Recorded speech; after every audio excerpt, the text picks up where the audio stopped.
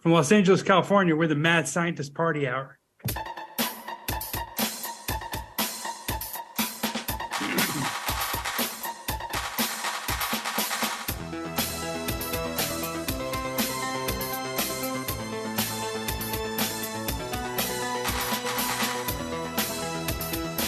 Hello there, friends!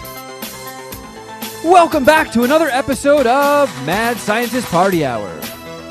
My name's Kevin Kraft, joined once again by a man who has eaten his pants and underwear and now appears to be on the verge of eating his own boner. That's Jeff Clark. What's up, fools? And transmitting to us from the New York City sewer system, the bearded booger-eating Ninja Turtle known as Shuddy Boy. Oh, yeah! Was that your Macho Man? I was trying to be the Kool-Aid Man. Yeah, I was picking up Kool-Aid vibes. I forgot that they both have the same catchphrase. I was having a hard time. The whole time I'm like, oh my God, all I hear is fucking Macho Man in my head. I hope I can get it out right. But man, who could forget that basically the O.J. Simpson trial of the late 80s, Kool-Aid guy versus Macho Man, over who owns, oh yeah, the IP. Yeah. Who came out, who was first to come out? Well, did Macho Man? Let's see. I'm going to Google Kool-Aid guy. First appearance of Kool-Aid guy. Like it's a fucking comic book or something. 1954. What? That's incredible. I guess the better question then is TV commercial. When was his first TV commercial? Jeff, I need you to go on Wikipedia.com or nope. Heard of it? Wikipedia.org. My mistake. Okay, so 1954 was the prototype version. 1974 was the official. But they give him a species name, and A, I would like you to try and say it, and B, would like you to guess if it's a mammal or not. Wow, I just Googling first appearance of the Kool-Aid guy, one of the results I got was a Marvel DC fandom wiki. Oh, no, I don't want to update anything. Be gone. Don't press that. The Kool-Aid Man's first appearance in Marvel Comics. And they just describe him as an anthropomorphic pitcher filled with Kool-Aid. Yeah, that's the word I was looking at. I was going to read, and I was like, that's tough. But wait, was that the word you were trying? Anthropomorphic. No, he's talking about on the right-hand shoulder. Yeah, the in-universe information where it says his full name is Frankie D. Kool-Aid. He's got the aliases of Pitcher Man, and in Canada, he's called Captain Kool-Aid. Does he just say, hey, yeah? Urceus frigidoxium. I mean, I don't fucking know how to pronounce it. That sounds as... Is it an actual word? No. They just made it up, right? Yeah. There's not an actual animal that looks like the Kool-Aid guy, Jeff. Yeah. I'm pretty sure a lot of people in LA would have that as an emotional support pet if it existed. I don't know if anybody would with it crashing through the walls all the time. That was just slanderous TV spots. They wouldn't really do that. I mean, if you've already actually much more well-behaved and chiller in person. Yeah, if you're inviting it to live in your home, then it doesn't need to bust through walls. I like the fact that everybody listening to the audio podcast is not going to understand why we started off with Kool-Aid guy talk until the Easter egg. Well, yeah, spoiler alert. Shuddy Boy is currently wearing a red hoodie with the Kool-Aid guy's face on it with a gold tooth that he bought at Zoomies. It's a rad hoodie. Why I bought it. I was Christmas shopping and I could buy something half off, so I got this for me. Wow, they made 2 Kool-Aid Man video games for the Atari 2600 in 1983. Apparently, got his own short-lived comic book series. I can't imagine that was too much fun to read. Unless he started like a Jim Jones-esque cult and had people drink poison Kool-Aid from his open head. And then there was, it went to Archie Comics. They retired this motherfucker from 1994 until 2008. Interesting. Isn't it fun learning stuff together? Holy shit. I am not sure that is accurate. Well, take it up with the internet, Shuddy. Because my source says that it was voiced from 1994 to 1998 by two people. Then it was voiced from 1999 to 2009 by the same person. So if he was retired, there would be no reason to voice him. Yeah, Kevin. And I actually tuned you out, so I didn't learn anything with you. So, well, then it's just like school for you. Speaking of which, I'm going to take some tutoring from Fox News Media on how to be a better broadcaster. It's one of the tools, one of the resources the company has. So I'll be working with the Tux people, Hannity's people, and I'm going to be a better broadcaster. You're going to learn how to be professional. Got it. Yeah. I have a feeling they're going to tell you to bring up Hunter Biden's laptop all the time. Oh, and I will. And I can't wait to riff on Roe v. Wade and states' rights. Don't wear any of your trans clothing to that meeting. Yeah, no fucking purple V-necks. Jeff's going to show up in a turtleneck and be like, "Greetings, everybody. I just want to start things off by saying I'm a boy." He, him? I mean, it's he, him, yeah. Dude, the Outkick, like, listeners or viewers of the shows that I go on fucking hate me. One of them, well, I don't know if all of them do, but a couple of them do. One called me a tranny. The other guy said I have the worst voice in radio. Not nice things. I couldn't agree more, or disagree more, I mean. Well, let's hope. I heard you do an impersonation of me. Yeah, but I heard you on one episode of one podcast, and just immediately tried to headhunter you. Yeah. Well, I mean, these people feel the exact opposite. They heard me on one Outkick show. They want to abort me. Yeah, they sound like a bunch of pussies. Sounds like they just need the usual 6 months to get used to you. Yeah, it's going to take a little longer, though, because honestly, my sports betting record on these shows are fucking cursed. It's cursed. Like, I'm just costing these fools money. It's kind of crazy. I'm actually winning in, like, almost all sports. I'm down in basketball, but I'm winning in football. But I just go out on these shows and give out losers. It's crazy. I'll go in with like a 5-game heater, and then I'll go 0 for 3 on one of the shows. I have this really funny bit that I do on all of these shows. Yeah, dude, I just give out losers. I give bets that I don't make. Yeah. You're doing like a Krusty the Clown, be like, the smart money is betting against the Harlem Globetrotters in this game. Yeah, you see all the money on the Harlem Globetrotters. Well, that's sucker money. You got to take the Washington Generals plus the points. Yeah, you're gonna be fucking rolling in dough. Yeah, nobody's taking the Generals. You've got all the payout for you. Nope. Was that your big announcement that you teased in the Easter egg? No. Oh. Much bigger announcement. Should we do that? Much bigger announcement. What's up? Should we do that? Or do we do it at the end to keep people? No. Let's do it now, because we got to talk a little bit about it. It's probably gonna be stupid. Behind it. But I got Cheech on board. I'm going to talk to Bill here in a second. He's doing his esports thing. But for the Puminati listeners, I will be coming up with a Christmas movie bracket. And we are going to, once and for all, decide what is the best Christmas movie.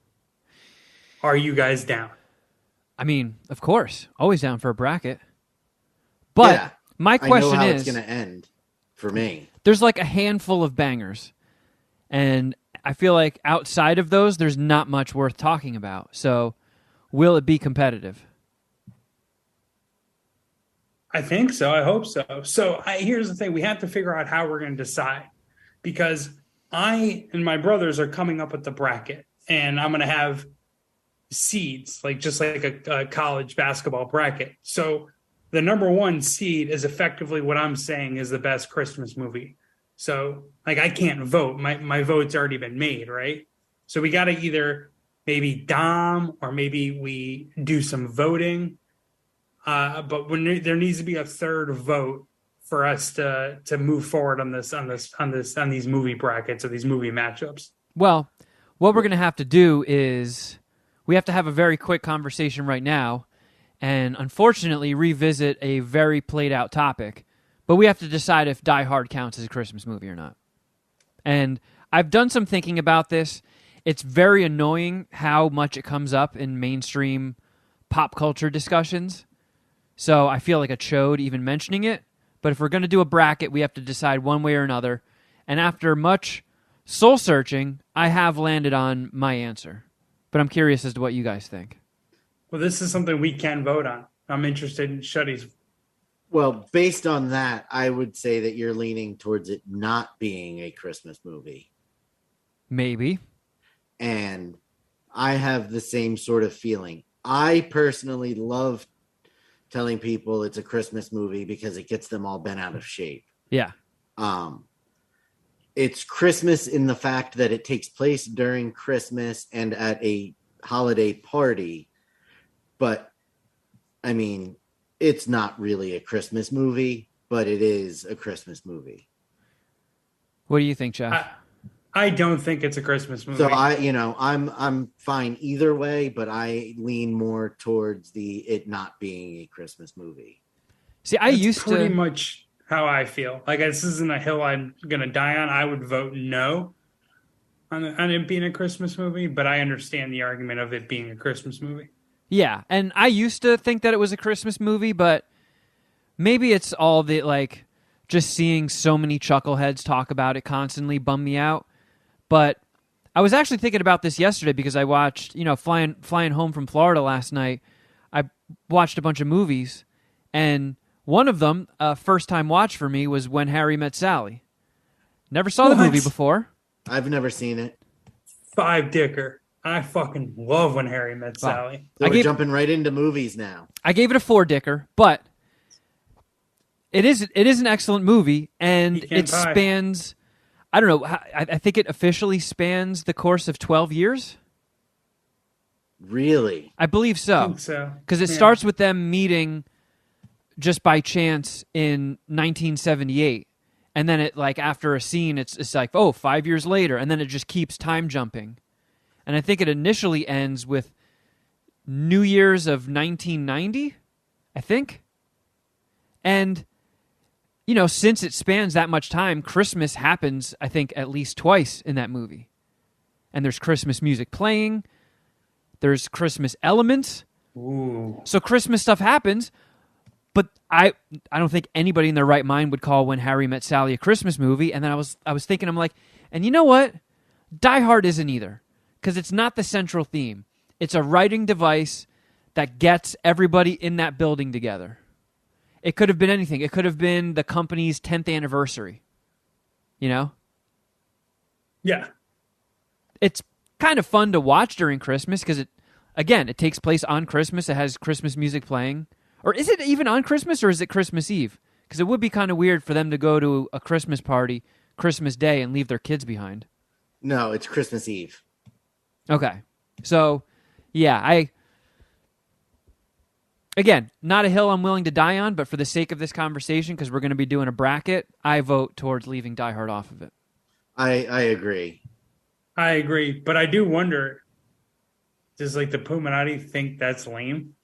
I wonder where I mean, is it the corniest? Would it be a corny Twitter poll to throw it up there? Just like, yes. Hey, is this a Christmas? It is, right? Yeah. I knew it. So, like, I mean, if you put Die Hard on there, just for argument's sake, it's likely going to be a 1 seed.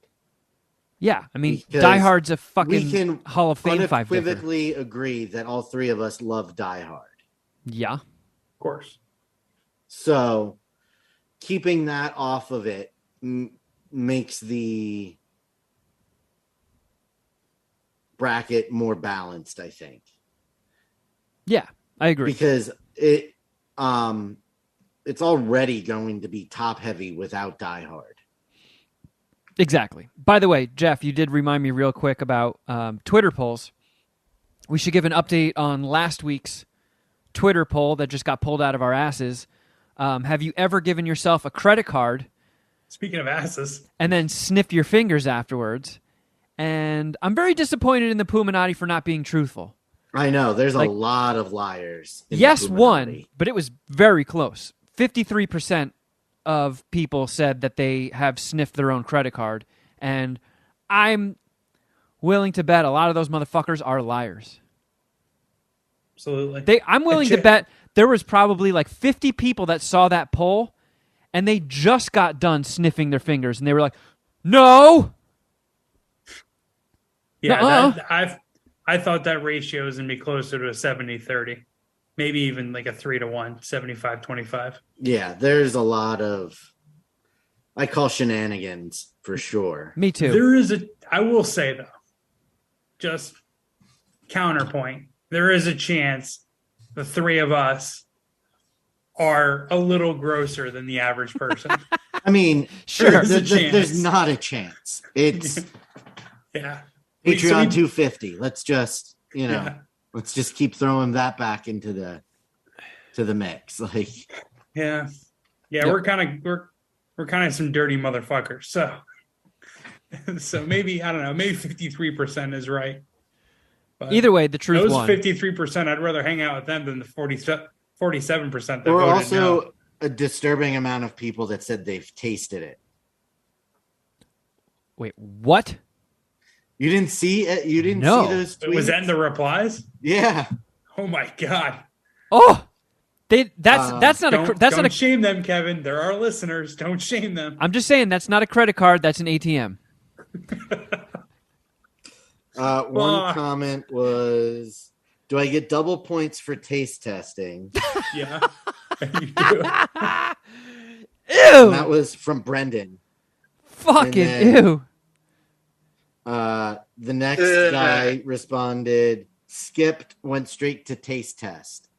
And then beat me to it. It still stands as a matter of fact. This chick Puminati got in my Instagram DMs and says she credit cards herself, but it was above the close, so I don't fully count it. Yeah, But it's like a pH test. She says, I have to find it. How do you She credit said card a bunch yourself- of, like, yourself her with- girlfriends do that. how do you credit card yourself with pants on? Well, I And mean, why? as What a woman, you would situation think is maybe going her on pants are back tighter. Back there that you're concerned that your smell is coming through your pants. I got no names, but I got a text from a female Puminati elite who not only admitted to credit carding, but said anybody who doesn't is a goddamn liar. And I was like, yep, I am 100% with you. That is exactly how I feel about it. Yeah. Yeah, and I totally agree, Jen T. I'm just kidding. Terrible. So, all right. So what else do we need to discuss for the Christmas movie bracket? We just got to figure out. I don't know. I think it would be best to do it with Dom because I kind of want to host it, serve it up, and then have you guys vote because my vote is essentially the bracket. Maybe we can do a poll instead, but that's a little hard because we'd have to I don't know. We'd have to do each game individually, and then we would have to advance those games at one, and it would just take a little while. Yeah. Maybe. I'm down to put in effort, but it just might be a little more effort than it's worth, and it might be just better content if we bring in Dom if he's available. So I mean, I also was my have idea. I have some Christmas movies that I like, but I feel they're real fringe outlier movies that I don't know. Because sometimes if you put a movie that everybody has seen up against a movie that no one has really seen, like one that I'm thinking of. Have you guys ever seen Trapped in Paradise? Yes. It's Nick Cage, Dana Carvey, and John Lovitz, and I they're have it. three brothers that are bank robbers and sort of like grifters, and they hit a bank in a very small town, crash their cars, and then get saved by the family that owns the bank. And no matter what they do, they just can't get out of this fucking town and away from these people that they robbed. And last time I looked it up, it didn't have very good reviews, but I loved it as a kid, and then I watched it, I'd say, within the last 2 or 3 years, and I was like, yeah, this movie still kicks ass. I just don't know if that's too obscure. I'll try. I don't know. My idea is because it has to be either 8, 16, 32, or 64, right, to do a bracket. So my idea was maybe 16 movies. I think I can get to 16. You're saying it's top heavy. I kind of disagree. And that's why, and I also think Dom would be a great addition to this just because he has like these obviously off the wall movie opinions. And he might say something to the effect that I wouldn't put any of these 16 in my Christmas movie bracket, right? Like he's shitting on the Christmas Story, like, what? This movie sucks. And it's just like you're in Bizarro world arguing with Dom. What about like Christmas horror movies? Like, would you count Krampus? Silent Night, Deadly Night. See, I gotta talk to my brothers about this because they're going to, I think, in our house in Santa Ana in Orange County to watch Black Christmas. I don't really like Black Christmas. See, my brothers love it. Maybe I'll have to shoot that one down. I'm not a big fan. I watched it once. Yeah. But like, I haven't seen this in like 30 years, but isn't Gremlins a Christmas movie or no? Yeah. I mean, it takes... Again, I think the Gremlins are the more central theme, even though it does take place on Christmas. Doesn't he get Gizmo for Christmas? It's a tough one, but I'll do my best with the list, and hopefully it covers all the boxes. Like we did this with the snack attack thing, and this is something that the snack bracket. It's something I learned from following college basketball my whole life.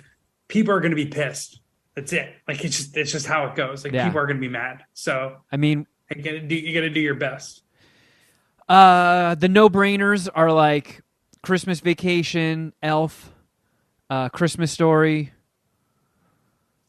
Home Alone. Yeah, Home Alone.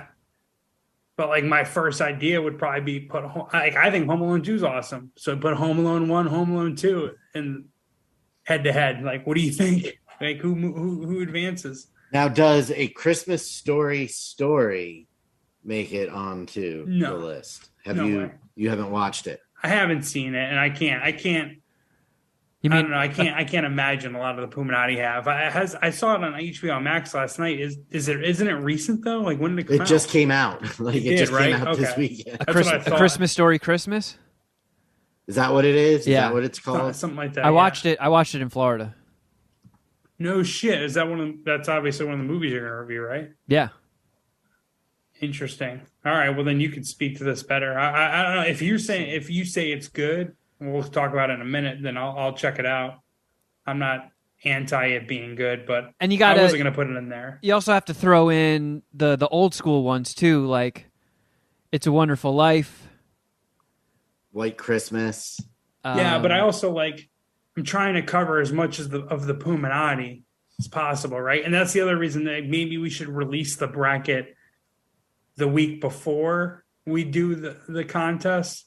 That way we discuss it. That way people can maybe watch a couple of the movies they haven't seen. And you should do a printable version. Like you should make it a document that they can print out and then they can. Yeah. And you know what? Fuck it. If anybody guesses the bracket exactly, if we have a bracket winner, we'll send them a package of MSPH merch. Yes, we will. Yeah, I guess we will, won't we? We that is a great idea. The odds of somebody getting everyone right. Oh, I see what you're saying. Like if they match like the Warren Buffett thing, where I'll give someone $1 billion if they have a perfect bracket. Yes, that's not if they pick the winner. I think it's Shuddy Boy. It's much easier to pick a bracket when it's going to be based on opinion rather than up to chance of basketball teams. I don't know, not with us retards, I don't think. All right. Well, I should point out I've never somebody out there that likes It's a Wonderful Life better than Elf. There is. I've never seen Miracle on 34th Street. Either version. No. I watched the most recent one. Was that 94 and probably 95 or something like that. Yeah, you know what I mean? I haven't seen it in forever. I've seen It's a Wonderful Life. I watched it once. It was good, but It doesn't even feel like a Christmas movie. It doesn't even have any real Christmas shit until like the end. Yeah, Honestly, if we're being it's objective, a Christmas movie though. I feel like Die Hard is more of a Christmas movie than It's a Wonderful Life. It just doesn't sit well with me. When was the last time you watched it, though? Like, do that. I watched it once in my entire life, and it was probably 15, 20 years ago. Watch it again. Because everything likes to beat home that every time a bell rings, an angel gets its wings, and that's the fucking end of the movie. Bell Everything doesn't ring else, very often, huh?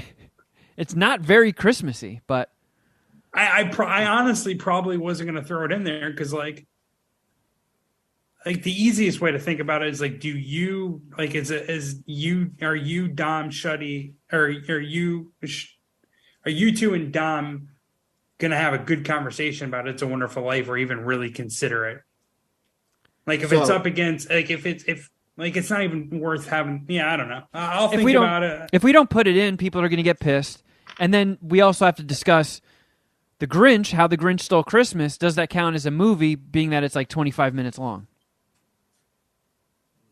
That's the thing is that I'll do the bracket and I'll just have my hardline stances on this shit and we'll just go with it because like I can't even think about people getting mad because I just assume people are going to I just know it. People are going to get pissed. So it's like, fuck. That's true. My opinion on it's like, oh, fuck you. I did my best. You come up with your own fucking bracket. I don't know. Nightmare Before Christmas. That's got to count. Because I just Googled best Christmas movies of all time, and this editorial is listing. It does list Gremlins, but it also fucking lists Batman Returns. No, Again, no way. That doesn't qualify. Just like Die Hard. Die Hard doesn't. Yeah, but it'll be fun. We'll talk more about it offline. I'll come to you guys with an actual like printable bracket. Man, these motherfuckers list It's a Wonderful Life. Ernest Saves Christmas. I don't know if I would throw that one in there. They count Edward Scissorhands. I don't want to tip my hand too much, but like for me, Bad Santa, it might be like my favorite Christmas. I love Bad Santa. I love that fucking movie. Bad Santa's a good one. Wow, and there's some fucking deep cuts too on this list. I haven't seen those Netflix. What's it called? The Kurt Russell ones, where Kurt Russell is Santa. It's like the Christmas Chronicles or something. Yeah, no, I haven't seen that one. Oh, here's another one that I feel like people are going to be very passionate about from 1992, The Muppet Christmas Carol. Never much of a Muppet guy, so I never saw that one. Yeah, it's probably I don't see my brothers throwing that out there, to be honest. Oh, one just hit me. Scrooged. I don't know how that slipped my mind initially, but love that fucking movie. Love it. Yeah, I don't know. I don't think it's going to be like that big of a gap between the top 4 movies and the other 12. Okay. But I don't know. If anything, we'll get through it fast and we'll probably have voicemails or dumb other shit to talk about. Yeah, I mean, we're jumping holidays here, but like, how was your guys' Thanksgiving? Stressful at first. Gotta hear this. You teasing the Easter egg. What happened?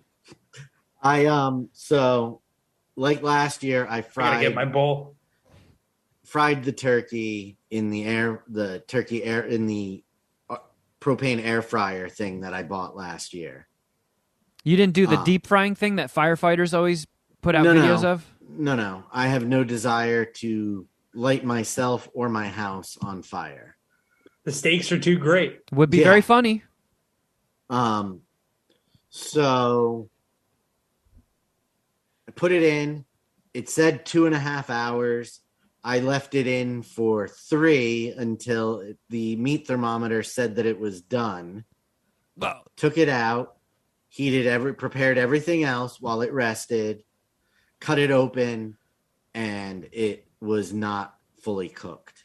Oh, I thought it was going to be like in Christmas Vacation when they cut it open and it's just like spider webs and steam coming out. It just poop. It's like one of Little Mama's farts. Well, That's why I started freaking out. I fucking had a meltdown. God, this fucking turkey. I calmly placed the carving knife down and I started kicking. I kicked the turkey a whole bunch of times. Ripped my glasses off my face, threw them across the room.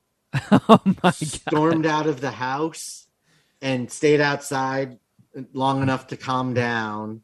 Walked in, quietly told my father, "You guys should just go home. I'm canceling Thanksgiving." I bet you, like, if there was a stranger there and Draven's like on the couch, I'm like, is your dad all right? Like, he's fine. It's the holidays. Yeah, he just got to get his Clark Griswold energy out.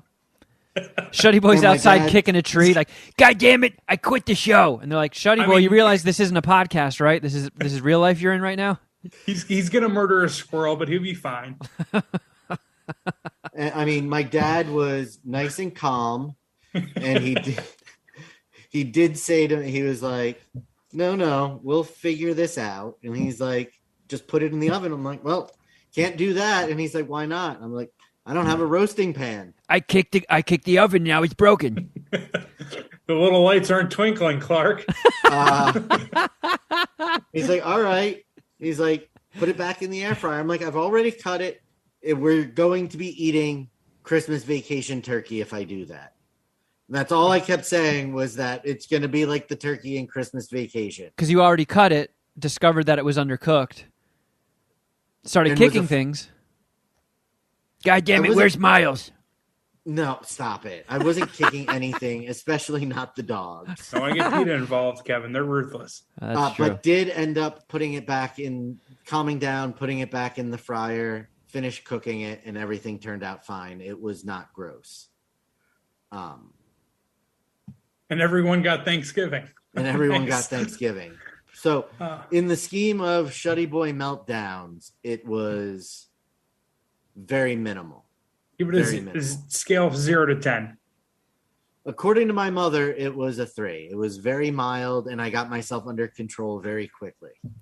Okay, what would you consider when you got pissed off in South Carolina and we're going to catch a bus back to Bethlehem, Pennsylvania at 2:00 in the morning? Honestly, my favorite Shuddy Boy story ever. That was probably an 8 or a 9 because I was drunk and irrational. There was no forethought in any of that.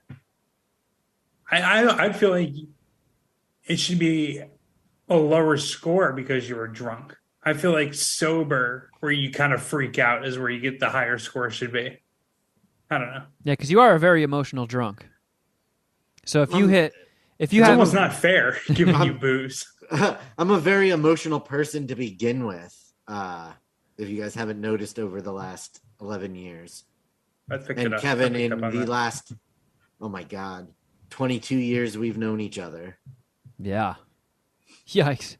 Or 21, because you're my age, so you weren't in Kutztown Dom's first year. But yeah, fucking, I run very hot sometimes. Yeah, not as hot as your turkey, but very hot. It was a slamming turkey. It all came out all right, though. Yeah. Fuck, man. Did you have to release a video to your family apologizing about trying to cancel Thanksgiving? No, they were all here, and I apologized to all of them in person. Did you do oh shit! The clink, clink on the wine glass? No, I didn't. Listen up, everyone. It's just like, I'm sorry about that meltdown, and my mom's like, really? That's probably the chillest. She didn't say chillest, but she was like, could have went worse. Yeah, that was very mild for you. We saw the look on your face, and we all thought Thanksgiving was done, but it came back around. Yeah, we watched you spike your prescription glasses across the room. Yeah. Man, I would have loved to have seen that. Especially if you just got so bent out of shape that you were so irrational that you like drop kicked them. What do the dogs do when you get mad? Because whenever I get mad at like the TV during like sports betting, little mom is out. Yeah. Yeah. It depends. MJ usually won't wake up, but Miles and Parker will go to the other room.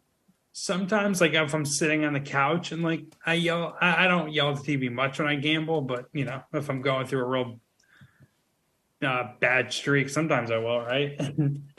A couple times, little mama like will crawl in my lap and like try to like lick my face to like cheer me up, but most times she's just out. She just runs away. Like fuck this. Should just What the hell fart are in your you- mouth and run. You are not using that knife safely at all. Oh, I never do. I just got an exciting delivery. An unboxing? Are we doing an unboxing? A knock there? at the door. This is something I've been waiting on. Oh boy, there's a lot of popcorn crumblies. This is gonna make a fucking mess, but I'll clean it up after we do the Patreon show. Get the fuck out. What is it? This is gonna be sweet. I'm pumped that it got delivered during the podcast because now this just seems like it's just gonna seem like a humble brag, but. Is it a humble It's a brag lamp. or just a brag? It's a lamp. It's just a brag. Fucking made like a the gigantic fucking- mess all over He's It's here. like showing a us his lamp. dick now. It's a Great. lamp. Oh, he sat in gum. I always fall for Shit. it. It's gonna be like the fucking lamp in Christmas Story. I'm too stupid to get this open. Yeah, I won an award. Let's see. Wait till you see this. I feel like Shuddy taking Boy's going to be the forever. most pumped. I We're gonna know. go right into movie reviews after this. Well, they really packaged this motherfucker. Who's And they? Is he family?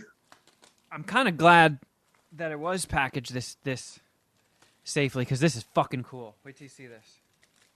Shit. Okay. You guys ready? Yeah. Whoa! Trying to get the. You got an award? Yep. Best original screenplay for Zombie Beach Party. Yep. Congrats. Look at this fucking thing. It's a golden zombie hand. What? Yeah. That's sick. Fuck yeah. I would like to You gotta thank put my that on agent, Instagram. Shuddy That's Boy. dope. I'd like to thank my manager, Jeff Clark. Fucking cool. That's awesome, dude. Yeah, congrats, buddy. Thank you. I'm just going to leave this here for the rest of the episode. You should bring it on your Friday brunch. Yeah. Just put it on the table. Hey, look what I got. I know you guys are all wildly successful, but any of you guys got one of these? Yeah, they give you one of these for $7 or no? Probably not. Well, shit. That was just a pretty big clue you dropped there. Yeah, good job, Jeff. Oh, sorry. And Jeff. Shouted it out. Well, my Thanksgiving was pretty uneventful because I took a red eye. If I had known that I was going to be unemployed, I would have spent more time with my family. But it's I used points to book this flight, and I'm pretty sure they don't let you do any fucking alterations or changes. So I took a red eye that landed in Florida at 6:30 in the morning, and it left LA at 11 at night. And the flight was about 4 hours, give or take, and I couldn't sleep for the first hour. I ate like an edible before leaving for the airport. Hour into the flight, I passed out for 2 hours. I wake up, a little over an hour left in the flight. Kept trying to fall back asleep, and I couldn't. And then I got back to my mom's house. I fell asleep on the couch for like an hour. So I got in total about 3 hours of sleep, and then had to go to Thanksgiving. And my Uncle Jimmy made a fucking banging spread. Epic, epic, epic, epic. And I stuffed my face and fell asleep at the dinner table. Like I had my face resting on my hand like this, and I passed out. Do you guys hang out a lot at the dinner table? Like, is it a long dinner? Can you make that excuse? Now everybody knew my excuse. I took a red eye and didn't sleep. So they showed mercy, although they did laugh at me and take pictures and videos and stuff, but No one threw turkey at you. no. Nobody threw anything at me. No one drew a dick on my head.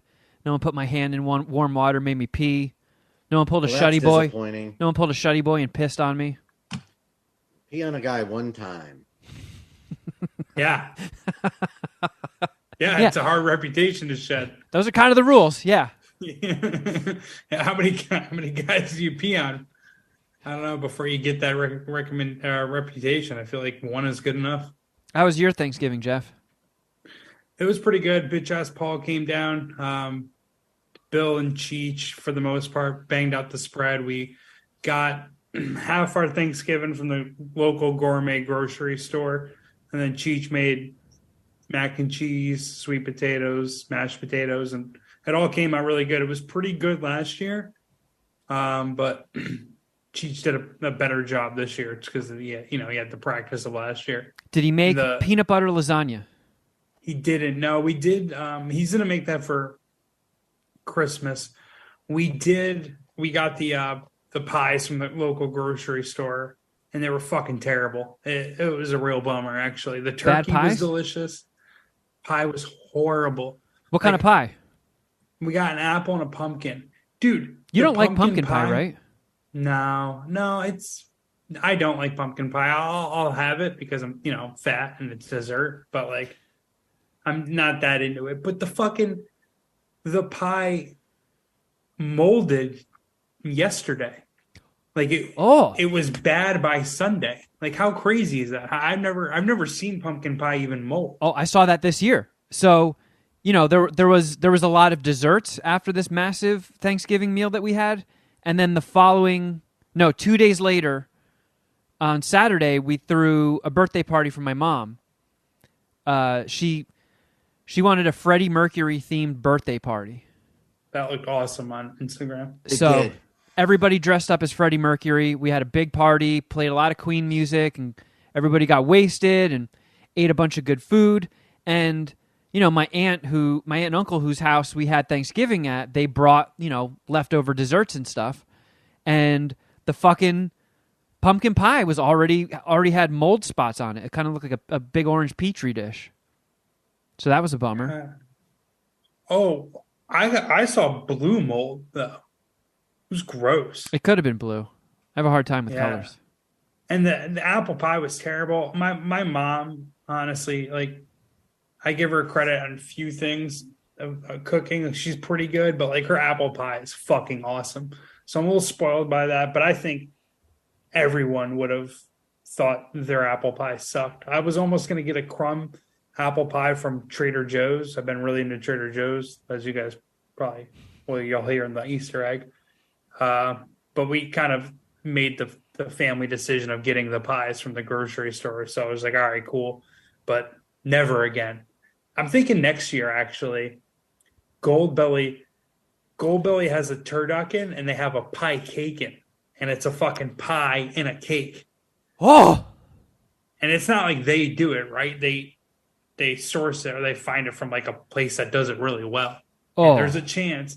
Honestly, like I got a boner. I'm going to try to get back on the Goldbelly stuff. I like the desserts a lot better from Goldbelly than I do the food. I've only used Goldbelly a couple of times, but it's been for desserts, and I've never been disappointed. And sometimes, I haven't done it in a while, but I would like to get stoned and scroll through the offerings from Goldbelly and just salivate.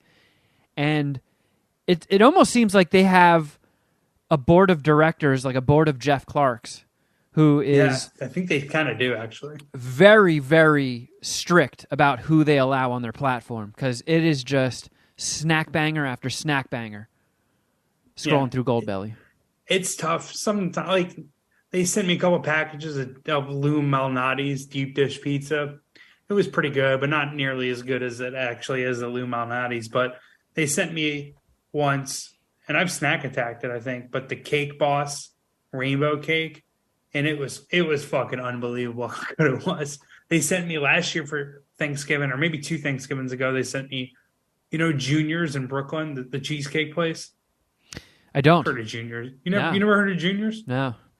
Pretty famous New York cheesecake spot. They sent me a pumpkin pie cheesecake that was I'm not a pumpkin pie guy, but it was fucking amazing. It really was. So I'm thinking about next year doing a pie cake, and which I think is like $80 to $100, but Dude, I'll go in on it be with you, bomb. and I'll to help you eat it. We can do a joint. Nice. We can do a joint snack attack. We'll go 50-50. Well, Dude, that just reminded me. I can't believe I fucking spaced on this. I had turducken for the first time in my life. My uncle made a turkey and a turducken, whoa. and How it was was great. So we did a thing this year. My brother-in-law brought his parents down to Florida. I always do Thanksgiving in San Diego, but changed things up this year to do my mom's birthday party. But they came. This was locked in, right? You Yeah. said? Yeah. Did she knew you were going to be there, or was it like a surprise? No, she knew I was coming. She probably had to pick you up at the airport. All Yeah. right. But like, they have this tradition when they do Thanksgiving with the whole family. Everybody gets weighed in at the start of the night, and then they weigh everybody at the end to see who gained the most weight. And the winner gets a turkey hat, and you get a picture in the turkey hat, and that's like your bragging rights for the year. I gotta come. I wonder how many years in a row I could win this. Well, I was so fucking tired that I didn't really put as much effort into it. Like to go back to a previous life, they on the Ella show, we one time did a hot dog eating contest. What's that? And this fucking guy Diego, who's just a madman, was like, "Oh, well, I've been doing water training to expand my stomach." And I'm like, "You don't have to go that hard. It's a hot dog eating contest. Nobody here is expanding their stomach." Like, I ate 2 hot dogs and already wanted to barf because it smelled like hot dog burps. He ate like fucking 12 or something. And my uncle kind of did the same thing. He chugged a half gallon of iced tea and then just drank a bunch of water and ate an insane amount of food and didn't piss or shit all night and ended up winning by gaining 6.5 pounds. I gained 2. I mean, that's good. And I like the spread, I'm telling you, was so fucking awesome. There were so many sides and so many options, and they all looked so good that I designated a spot on my plate for a little bit of everything. And when I sat down, that plate was fucking heavy. It was a hefty plate. And I came in like last place. My fucking grandma gained more weight than I did on Thanksgiving. You want to say it, Jeff? No, I don't know. You don't want to call Kevin a pussy? No, I'll let you do it. Well, I just did. I guess I just did. You Perfect. fucking pussy. My brain shut down once the piss hit my lips. Good. I'm glad that. Nobody knows what that means, though, Shuddy Boy. That's Man. I think we all just had flashbacks of a time that I would like to forget. yeah. Well, we can move on. Unfortunately, it lives on behind our paywall. So subscribe, Patreon. Hey, before we talk movies and stuff, I do have 2 items of movie-related news that I wanted to get your guys' thoughts on. Somehow, Okay. at like the same moment in time, the house from The Goonies and the house from A Christmas Story are both up for sale. I price checked the Goonies house. 1.6 mil. Yeah, little out of my. What I if would love to own that house. what Once if again, all- subscribe to Patreon. all 3 of us sell all of our possessions? We sell as much jizz and blood as possible. We beg hardcore for more Patreon subscribers. And we all go in on the fucking Goonies house and we move to, where is it, Oregon? Yeah, it's in Oregon. I mean, this is The my legal weed. point that I bring up at least once a year. Money is wasted on the rich.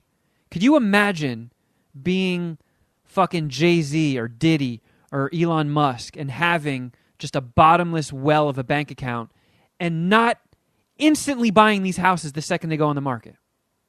Like, I would just think about it. Like, every time a notorious movie house goes up for sale, you fucking snag it. It's like buying a donut. $1.6 million for these guys is, you know, Small potatoes. it's like buying a new hat. You could be like, hey, where do you want to spend Thanksgiving this year? At the Christmas Story house or the Goonie house or the house from Nightmare on Elm Street? Like, what are these fucking chodes doing? From what I can see, none of these rich assholes have their own water park in their backyard. Why not? I mean, I kind of feel you. Your mansion doesn't have a trampoline room? Why? Who took your soul? You know, I do end up falling on the side of like I don't really want the Goonies house. I don't want anything to do with Oregon, to be honest. All right, Shuddy, do you want to say it or should I? You fucking pussy. You're such a pussy, Jeff. All right, cool. Whatever. I'll be a pussy, but I'm staying out of Oregon, I'll tell you that. What's the other one? It's Christmas Story, right? Yeah. It was set, wasn't it? I thought that was in Iowa or something. It was Indiana. Okay. But I think the house is in Illinois. Or do I have those backwards? Or is it all Indiana? I can't remember. I just I knew knew the Goonies house. Oh, you wouldn't fuck with the Christmas Story house. It's got a bad furnace, you know. I mean, if I thought the Christmas Story house was a museum.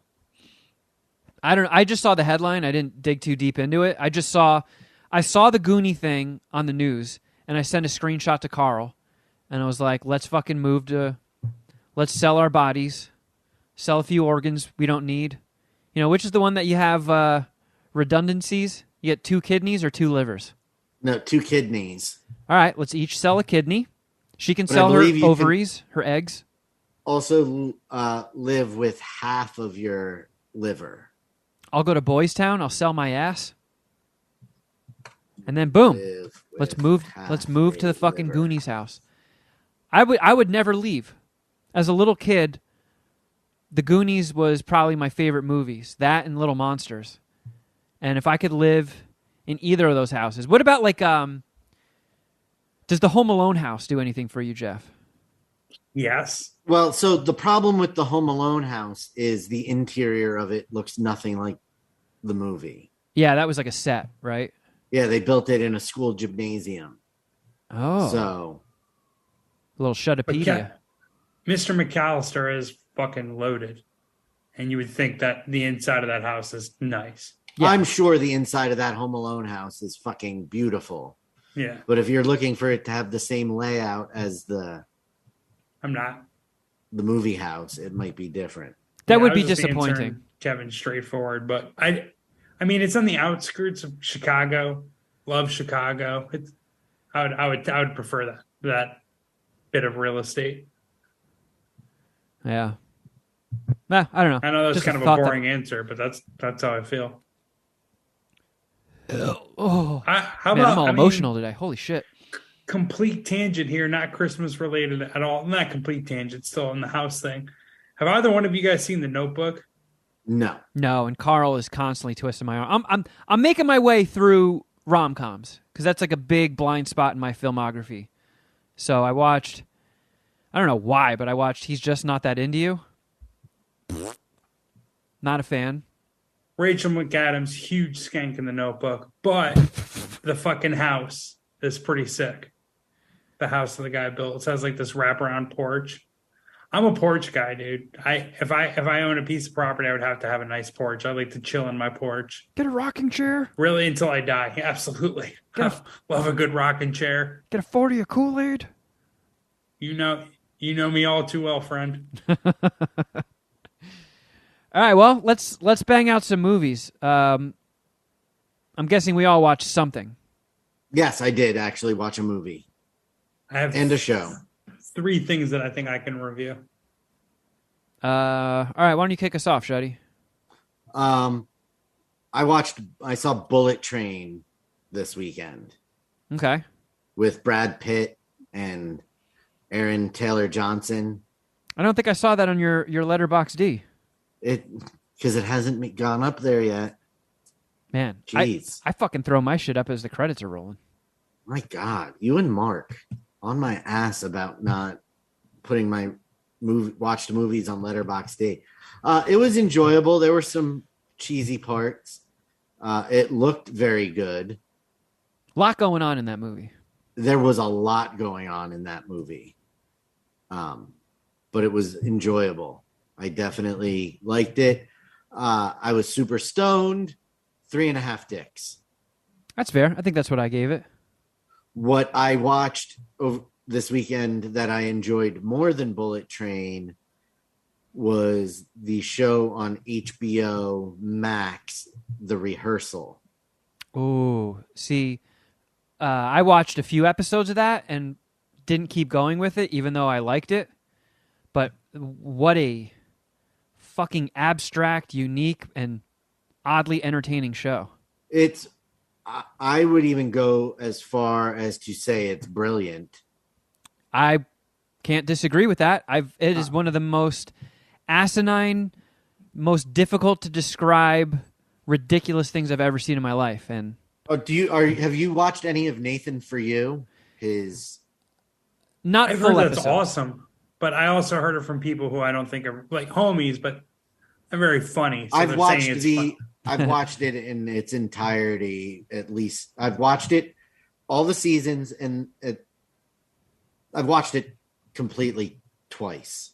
I've seen enough to know that anytime Nathan Fielder wants to do something, he should get an automatic green light. So this is like Nathan For You on steroids. And the premise of it is that he is helping people handle life situations by doing rehearsals and planning how they should react for anything that could happen. It's reality, right? Yeah. It's borderline It's psychotic. It was so fucking weird that I was convinced that it was scripted for like 3/4 of the first episode, and then I was just like, wow, I guess it isn't. So the first episode is him. This guy is part of a trivia team, and since he joined it, he's told them that he's had a master's degree, and he really doesn't. And he was afraid one of them was going to react badly when he came clean. So Nathan Fielder built an exact replica of the bar they were going to meet at, interior, everything, filled it with actors, and created like a flow chart. Like he's standing next to it with a laptop. All right, she said this, so now what are you going to say? And then putting it into a flow chart for the guy to study and memorize lines. And then it, culminates with the situation happening. And it's fucking just bonkers. It gets even more bonkers as the show goes on. And it is so fucking funny. And Draven and I burned through it in a night because it's 6 episodes long. First one's 45 minutes, and then everything else is a half hour. Yeah, I got to get back on that and finish it. I think I made it halfway through. It's been renewed for a second season, which I'm happy about. Oh, fuck yeah.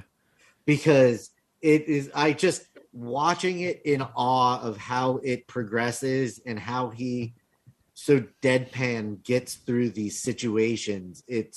Well, they find the perfect people to feature as well. Fuck, I just spit all over the place.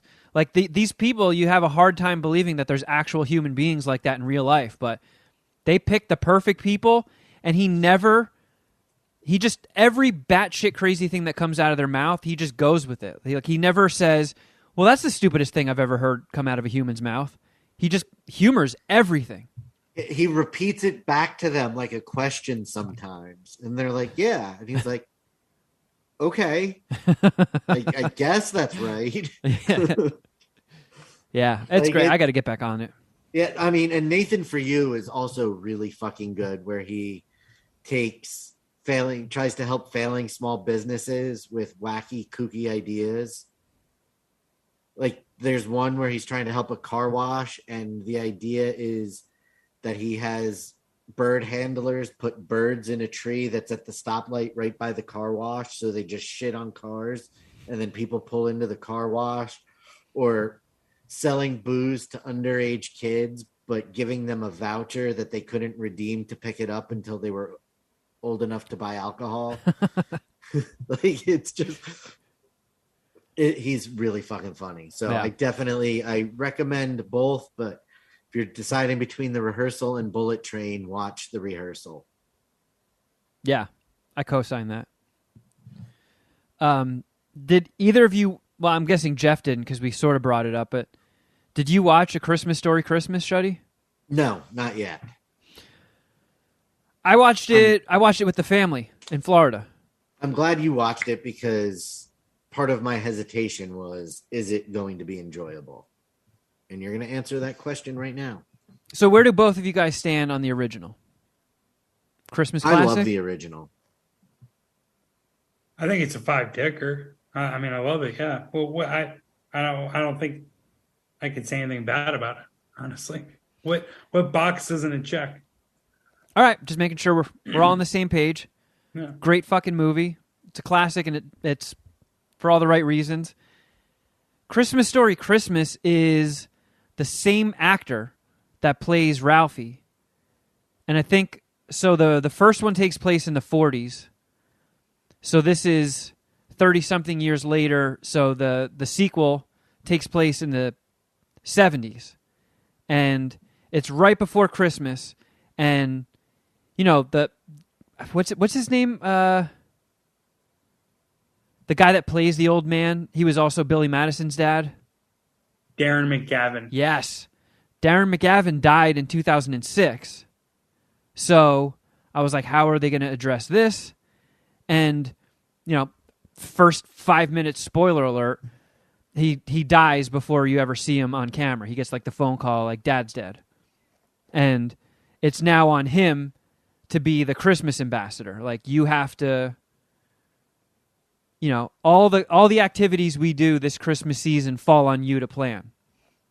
So it's basically just him going back to his mom's house and with his wife and his 2 kids. And it's interesting how they brought back pretty much almost everybody who's still alive. Like all the little kids. The kid that got his tongue stuck to the pole, same actor playing him. The bullies, same actor. They did recast the mom. The mom is still alive, but I guess she's just so ancient. I don't even think she's acting anymore. So they recast her. But it's not, obviously it's not as good as the original. But he fucking still looks so much like he did when he was a little kid, and he's got the same mannerisms. I don't know, like, I was laughing at it. The emotional parts really were effective, and I know I still got that, you know, fresh dead dad vibes going on, so that stuff hits me harder than it used to, but I don't know, it had a lot of the same feelings and emotions as the original. You know, he's not the greatest actor in the world, the fucking guy that plays Ralphie, but like, he gets the job done. There's a lot of low-stakes, silly bullshit that kind of happens just like in the first one. I don't know. I dug it. It's no 5-dicker. It's not the original, but if you have any sort of affinity for the first one, I can't see you hating it. I don't know if it's going to be in everybody's yearly rotation, but I would be surprised if you watched it and felt like it was a waste of time. Well, that's good to hear. It was an honorable attempt. Yes. And they actually did make A Christmas Story 2 that sort of just flew under the radar. I think it came out... They addressed it in the movie? No. I think they wiped that from canon. But, like, they recast everybody. So the dad is now played by Daniel Stern, which is kind of the only reason I want to watch it, because even in shitty movies, Daniel Stern is awesome. It's from 2012. Yeah, and it's got abysmal reviews. It's supposed to be fucking terrible. But this wasn't bad. Like, at 3.5 dicker, I feel like if you're like, hey, they made 40 years later, they made a sequel to A Christmas Story, you're like, well, that's going to be a steaming turd. But it was good. I could see myself... I want to check it out. I could see myself next year doing a 1-2 combo. Watching the original one and then watching this one. Why didn't you do that this year? It was kind of late at night, and everybody didn't have a ton of gas in the tank, so we just watched That's one right. movie. You watched it with your family. This Yeah. wasn't a you viewing. My mistake. But I'm also lying because we did have a little bit more gas in the tank, and we used that to watch the Guardians of the Galaxy holiday special on Disney Plus. And how was that? It was good. You know, it's not. I had no idea what to Is expect. Chris Pratt in it? Yeah. Nice. It does the Christmas stuff right. You know, it goes for the family vibes. It goes for the heartstrings. It's effective in that. The humor is pretty silly. Obviously, it's not moving the MCU needle further. I mean, I don't even know if you saw the trailers for it, Jeff, but it's like a 40-minute long Disney Plus special where Chris Pratt is all bummed out and having a hard time, and they're like, oh, well, I just checked the Earth calendar, and it's right about Christmas time right now, and Peter always loved Christmas. So Drax and Mantis go to Earth, and they go to Hollywood and kidnap Kevin Bacon to bring him back into outer space as a surprise present. And there's a little bit of... There's an animated thingy in the beginning and the end that tie together, and it's done in that, 1960s animation style of like those old Christmas specials. And there's a couple songs that were, for new Christmas songs, enjoyable. What did James Gunn do this? Yeah. Yeah, wrote and directed it. They brought everyone. Yeah. I have no idea. I've never heard of this, so. But I think I still have Disney Plus, so I could check it out. I give it the same score as Christmas Story Christmas. It's a 3.5 dicker. Nothing earth shattering, but I'll work it into my yearly rotation. How long was the Christmas special again? The Guardians of the Galaxy? Like 40 minutes if you don't count the credits. So do you count it as a movie? This is like the Grinch conversation all over again. I know. It's one of those fucking hard decisions we're going to have to make. Yeah. Is it Boris Karloff? Is that who does the Grinch? Yeah. Okay. That's right. Wow. Good pull. Yeah. That and Darren McGavin. I really know my Christmas movies. Shuddy, you didn't do the homework. But I didn't. I forgot all about it.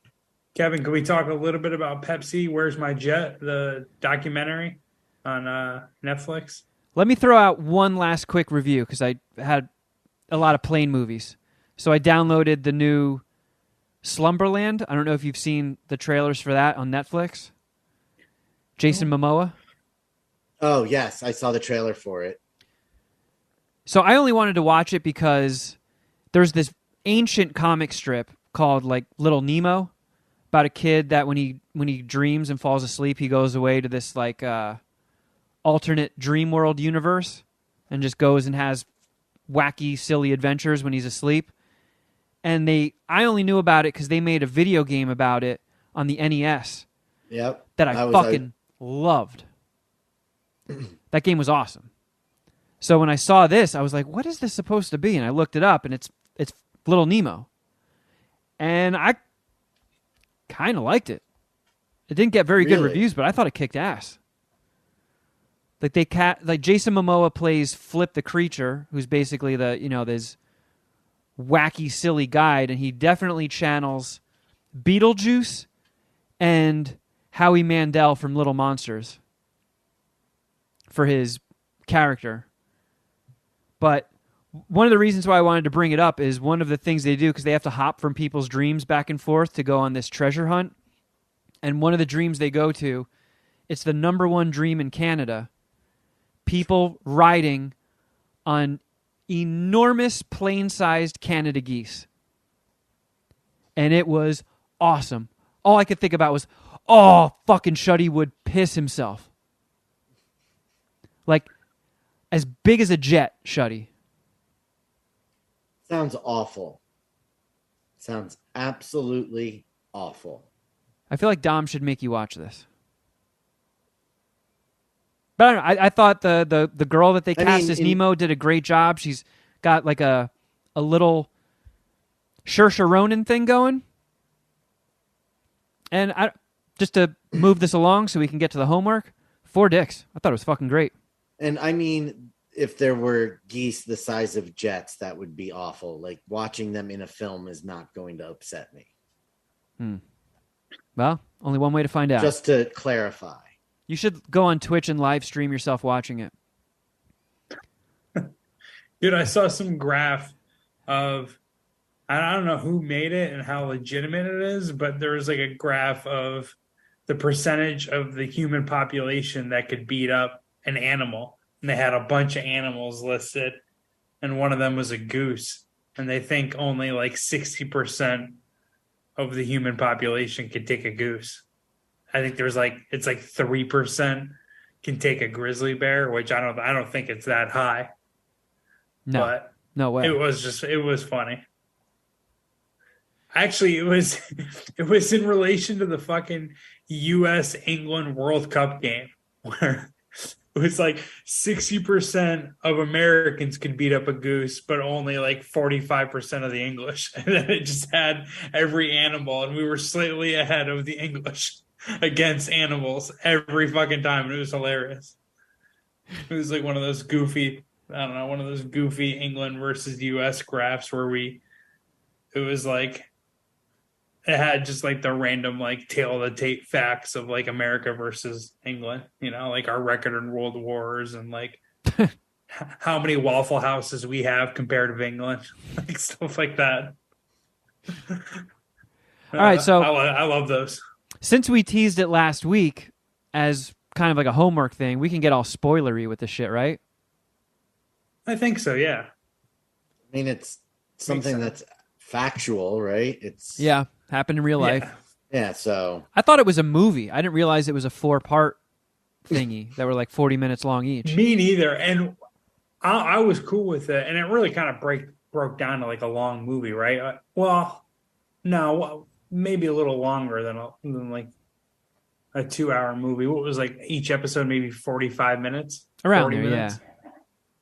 So it was kind of long. But when I saw that it was a 4-parter, I was like, oh, Kevin's probably pissed. Well, no, I texted Carl and I was like, hey, found a documentary that I like. You like documentaries. Why don't we bang this out before I have to go to the airport?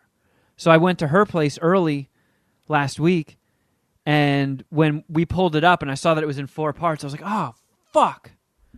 But luckily, they, like you said, they weren't very long, and I don't know. I enjoyed it. I thought it was kind of cool. Like, I remember these commercials vividly of Pepsi introducing the Pepsi points. Like, hey, drink a bunch of Pepsi. It was so big in that time period. Like the Marlboro Miles and the Camel Bucks. Like, everything was just, hey, buy our product, rip this little thing off, and you can overpay for shitty T-shirts and a fucking leather jacket you'll never wear because a Pepsi leather jacket is fucking dorky. Dude, did you ever watch the documentary? Probably not, but the documentary about the McDonald's monopoly scam? No, but that's if I was going to watch a documentary, that would like rigged it. Yeah, that would make the list if I were to watch more documentaries. It was cool, dude. It was cool. I never finished that one. It was good though, right? Why did you stop? The start of it was, yeah. I don't know why we stopped, but that's something I'll revisit, I think, for sure. That shit was funny. So I agree with you though, Kevin. I thought this was pretty good. The main guys who it covers, the guy who wanted to get the jet and had the scheme or whatever the action plan to get all 7 million Pepsi points.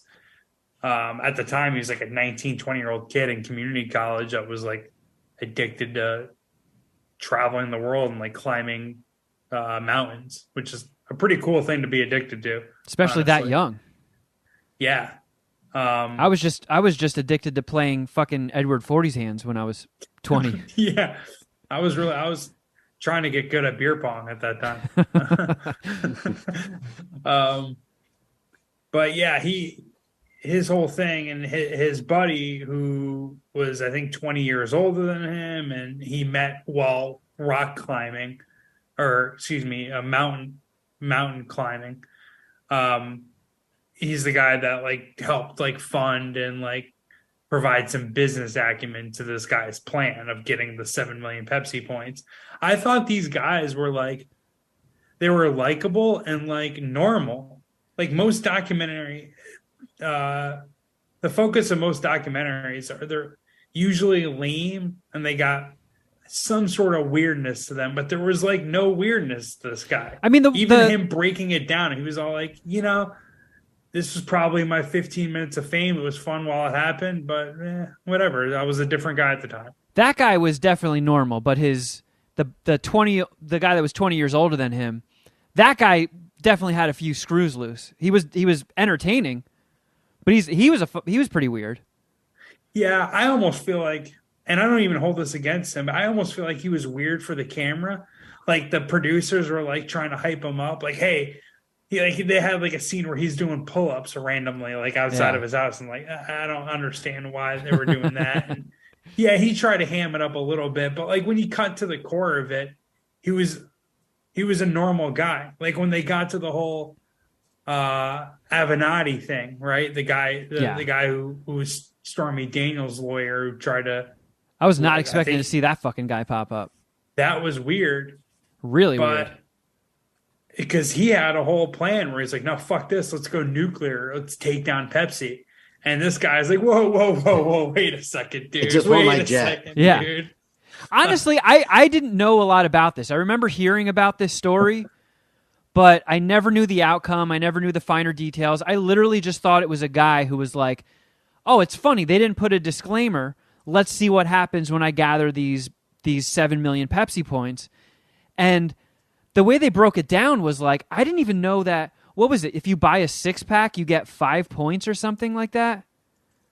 Like they made it more difficult than I expected to collect the points. So I kind of just figured, all right, this guy probably just gathered everybody in his neighborhood and just made a group effort to try and just goof on Pepsi. But it actually, the guy was like, no, like, I want this fucking jet. They never said it was a joke. And legally, if I get these points, I have to get the jet. And this guy was like his investor, who I was like, why would you even need an investor for a prank? But he was like, yeah, draw me up a business plan. Let me know why you want this jet, what you're going to do, how we're going to get there. And he's just like, yeah, I figure once we get the jet, we could rent it out to air shows or rent it out to movies if they need a jet in a movie. And I'm thinking to myself, as like a 20-year-old kid, why would you be thinking about that if you're kind of like a dog chasing a car? Once you get the car, what the fuck are you going to do with it? Where are you going to keep a jet? Like, you don't come from a rich family. You're not rich. Where are you going to store this motherfucker? Yeah, or how are you going to put fuel in it? To me, like, as scummy as Avenatti is and all of that, like, his logic made sense the most. Like, this Jim Leonard guy was really normal, and like the way he broke it down, I was like, all right, this isn't the worst idea. I don't hate it. But at the end of the day, to me, like, the plan should have always been like, let's get Pepsi to settle. Let's just give them and cut us a $2 million fucking check. Oh my God. Right? Yeah. Like, that's what we're trying to do here. Yeah. Because, yeah, what the fuck am I going to do with a Harrier jet? Like, I mean, again, spoilers, but like, fly? They learned very early on that you don't necessarily have to go dumpster diving to find Pepsi cans. They found language in the catalog that said, if you want to buy points, you can just send money, and it's like 10 cents per point. So they crunched the numbers, and they're like, wait a second. If we were going to buy the amount of Pepsi to get 7 million points, we're spending millions of dollars on Pepsi. If we just write them a check for 7 million Pepsi points, it's $700,000 for a $32 million jet. Like, let's fucking go to war. Yeah. And it blew my mind how much, like, of their free time they were willing to devote to this. I would have tapped out so quick. I'd be like, oh my God. All right, this is annoying. I'm going to play Nintendo. Fuck this. Yeah, it didn't feel like, and this is no knock on him, didn't feel like the guy had a lot of hobbies outside of like trying to make money to see the world. So it's like if he's not seeing the world or not mountain climbing, it's like, well, fuck, I got to figure out how to make money. Yeah. Like that seems like his only like initiative, which I thought was like cool. And again, straightforward. I have a friend kind of like that who's just, I got a home, he's down to work like fucking 70, 80 hours a week. That's just like his shit. It's On weird long know. shot, goofy shit, like getting a Harrier jet from Pepsi. No, this is the guy though that I said like kind of like he's the guy who collected every. We talked about this guy collected every Kobe Bryant card, every Kobe Bryant rookie card since the guy was in the league, and he ended up selling his Kobe Bryant rookie collection for like 100 or 200,000, something like that. Dude, my sister was telling me that like this guy that she went to college with comes from a bit of a wealthy family, and he had this wacky idea and got his family to fund it, and they found the delivery schedules of scratcher tickets to gas stations. So they show up when they get delivered and buy full stacks for $100,000. And then they just go to all these different gas stations, scan them all, and it's a business. Like the people that work for them get health insurance. Fuck. Yeah. But they operate in the black, obviously, huh? Somehow. Apparently, you win more than you lose if you buy an entire stack. Word. But yeah, it kind of reminded me of this. But one of the things I did enjoy about this docuseries was how much footage of True Lies that they cut into it. Yeah, that was kind of cool, actually. Oh, I'm out. I fuck with True Lies. The stuff that Pepsi did in the Philippines was fucking crazy. Dude, holy that's the shit. Funniest and most interesting part of the documentary. So sad, too. Oh, yeah. So, Shuddy, they fucking...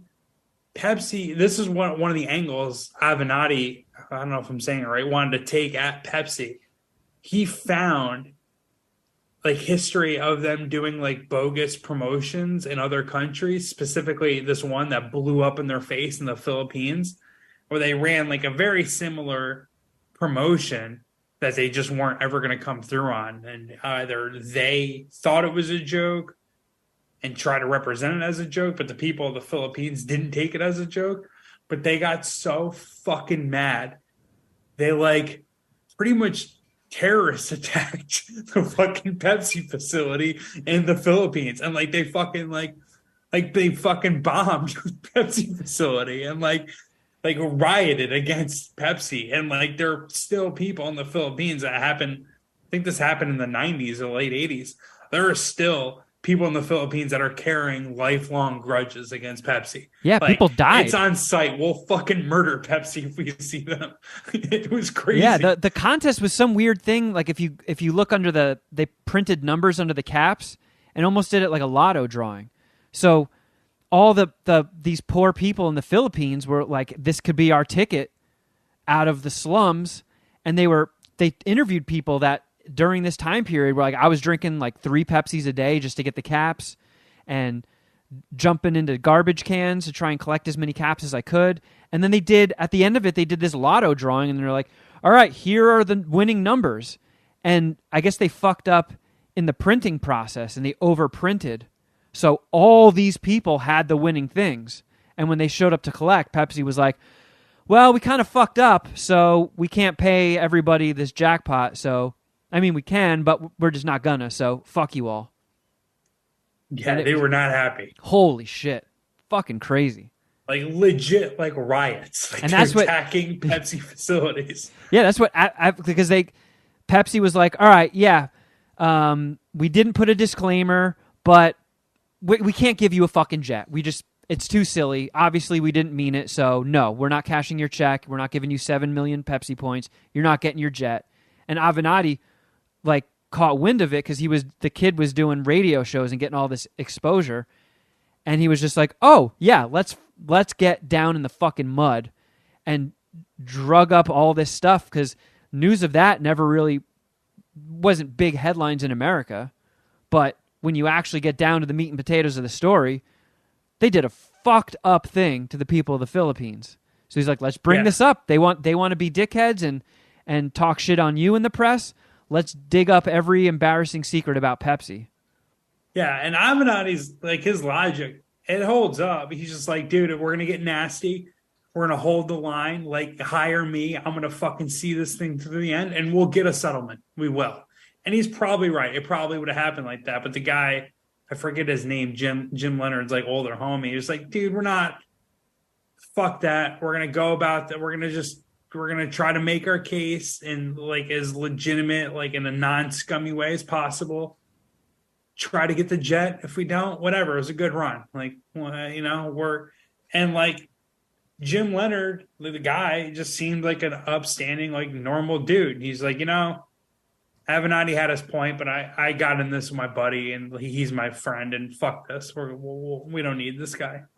And they just, the spoiler, they just kind of took the L like champs. Like we did our best.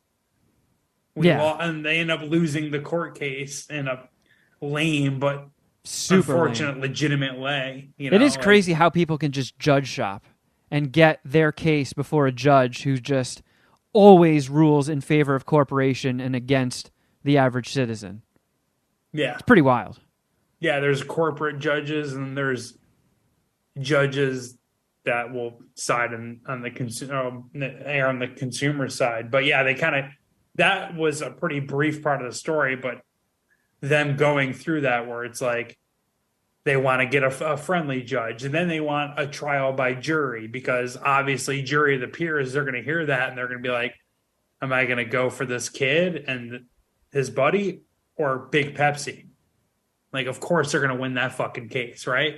But the judge or whoever ruled that, no, we're going to do summary judgment. You're going to tell me the fucking arguments and I'll decide. And of course it was a corporate judge, but I thought it was pretty good. Cheech made a good point. Didn't have to be 4 parts. They could have just made it an hour and a half movie. Yeah, they could have trimmed some fat. Yeah, that's definitely a fair knock.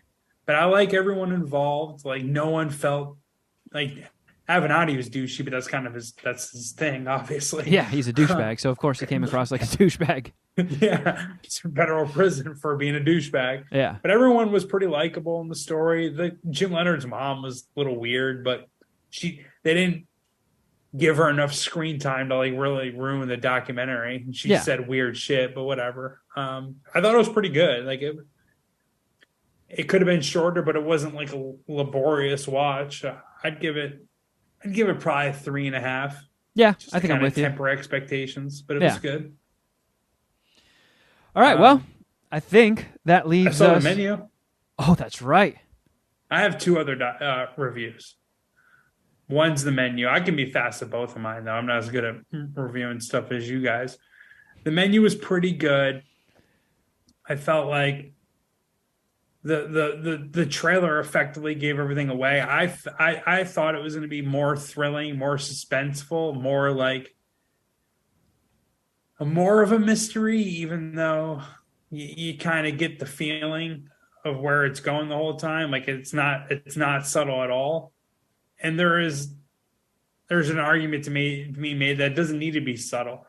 Everyone acted really well, but I don't know. I felt let down. I thought it was gonna be more thrilling and more suspenseful than it was, and it was kind of just like a straightforward, like these rich idiots, like this is not going to go their way. Don't think it's ever going to go their way. Yeah, it's not going their way. And Anya Taylor-Joy, I don't know. She just becomes hotter the longer she's on camera. And that's how I felt about her in Queen's Gambit. At first, like, whatever. But then, like, the longer you hang out with her, it's like, damn, this girl is hot. Yeah, she's kind of like she's like a sexy alien. Yeah. And her backstory, I thought, made her hotter in the movie. And it did remind me, I don't want to be too spoilery. Is it spoilery to talk about the cheeseburger? I don't want to talk. I'm not going to tell the ending. She asked the chef to make her a cheeseburger. Just like, I want a fucking cheeseburger. Like, just something simple.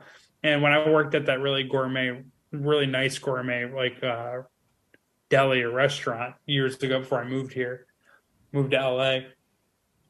There was two chefs, this chef who set up the menu and then effectively a sous chef. And I worked with just the sous chef at night. He was the nighttime guy. And I asked him, I was like, dude, can you, like one of my first weeks there, I was like, hey, eventually can you make me a cheeseburger? And this guy was just like kind of rude. He was like, no, get the fuck out of my kitchen. I'm never making you a cheeseburger. What about, can you make me some SpaghettiOs? It was one of those things that me and Shuddy was joking about earlier, where it's like sometimes it takes me a couple months to warm up to people, and like that was like the first week I was there, and he's like, "You're a fucking idiot. I'm never making you a cheeseburger. Get out of my kitchen." But like eventually, like he warmed up to me. He's like, "You know what, dude?" And like in a couple months, he's like, "You know what, dude?" It was like a random thing. I didn't even ask him. He's like, "You know what, buddy? I'm making you a fucking cheeseburger tonight, and it's going to be the best cheeseburger you've ever had." It wasn't, but it was bomb. It was bomb. It was really good. He tried it like a little too hard to make it a little like gourmet, but it was bomb. It just reminded me of that situation. This cheeseburger's good, but I don't know. It's still not better than Jack in the Box that's been sitting in my car for 20 minutes. We don't have Jack in the Box in upstate New York, but point taken. I don't know. That's a random story that reminded me. But I'll give the menu. Initially, I gave it a 2.5, but I'll give it a 3 because it didn't take too long. It wasn't annoying in that sense, and it was well acted. When I left the theater, I was like, I thought that was going to be better. I was a little disappointed, so I'll give it a 3. Yeah, fair enough. The other one that I watched was Filthy Rich, the Ghislaine Maxwell documentary on good old Ghislaine. Just Ghislaine. Where do you live? I live on Ghislaine. What's up? I said, where do you live? Oh, on Ghislaine. Yeah, that's what Jeff calls his ass. Oh. More like Ghislaine. I don't know. There's a lot to be said that we've already talked about, but about the whole Epstein Ghislaine thing. But she was super hot when she was younger, and that to me is like my biggest takeaway. Like, yeah, she's scummy. I already heard the story a million times. Huge bitch, but she was hot in her heyday. And I didn't know the child molester was hot. That. And her father, they didn't talk about him that much. Talked about it a little bit. But there is an interesting documentary there with that fucking guy. That guy has had a lot going on. I guess a media baron, which are really historically one of the most ruthless kind of rich people, like Garrison Randolph Hearst. Like that guy pretty much was the focus of Citizen Kane. Like those people are fucking. They're like the Illuminati, and like her father was pretty much in the fucking Illuminati. I like how you went with William Randolph Hearst instead of going with your current boss.